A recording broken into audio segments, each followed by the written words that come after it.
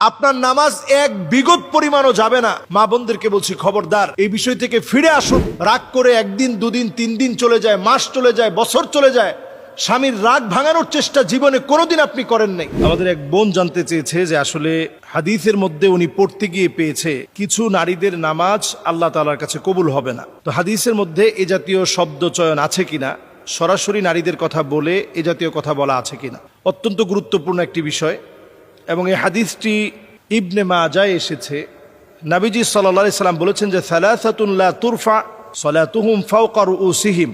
নবী আলাইহিস সালাতু ওয়াস সালাম বলছেন ফাওকা রুউসিহিম শিবরান, কিছু কিছু মানুষের নামাজ তার এক বিগত উপরেও পৌঁছায় না। আল্লাহর কাছে পৌঁছাবে তো অনেক দূরের কথা। ফাওকা রুউসিহিম শিবরান, তাদের মাথার উপরে এক বিগত উপরেও তার নামাজটা পৌঁছায় না। 3 শ্রেণীর মানুষের কথা বলা হয়েছে। এর মধ্যে প্রথম শ্রেণীর কথা হচ্ছে রাজুলুন আম কওমান ওয়া হুম লাহু কারিহুন, যে ব্যক্তি নেতৃত্ব দেয় কিন্তু সবাই তাকে অপছন্দ করে। একজন নেতা যদি নেতা হয়, মানুষ তাকে পছন্দ করবে, যদি পছন্দ না করে, এমন নেতার নামাজ আল্লাহর কাছে তার মাথার এক বিগত উপরে পৌঁছায় না। ফাওকা রুউসিহিম শিবরান, মাথার উপরে এক বিগত দূরেও তার নামাজটা পৌঁছায় না। এই জন্য এই বিষয়ে অত্যন্ত সতর্ক হওয়া আমাদের প্রত্যেকের জন্য জরুরি। এরপরে আসেন, ওই নারীর নামাজ আল্লাহর কাছে পৌঁছায় না ওয়া ইমরাআ বাতাত যাওজুহা আলাইহা সাখিত, যেই নারীর উপরে তার স্বামী রাগান্বিত হয়ে আছে, এমত অবস্থায় রাত কাটিয়ে ফেলেছে। মা বোনদেরকে বলছি, এমন অনেক নারী আছেন রাগ করে একদিন, দুদিন, 3 দিন চলে যায়, মাস চলে যায়, বছর চলে যায়, স্বামীর রাগ ভাঙানোর চেষ্টা জীবনে কোনোদিন আপনি করেন নাই। স্বামী সারাদিন কষ্ট করে আপনার রাগ ভাঙানোর চেষ্টা করে, আপনি কোনোদিন স্বামীর রাগ ভাঙানোর চেষ্টা করেন নাই। স্বামীর রাগ ভাঙানোর চেষ্টা যারা করবে, সাদাকা হবে, সাদাকা হবে। দান সৎকা করলে যেমন সওয়াব হয়, স্বামীর রাগ ভাঙানোর চেষ্টা করা এটা সাদকা। কিন্তু আমরা স্বামীর রাগ ভাঙানোর চেষ্টা করি না।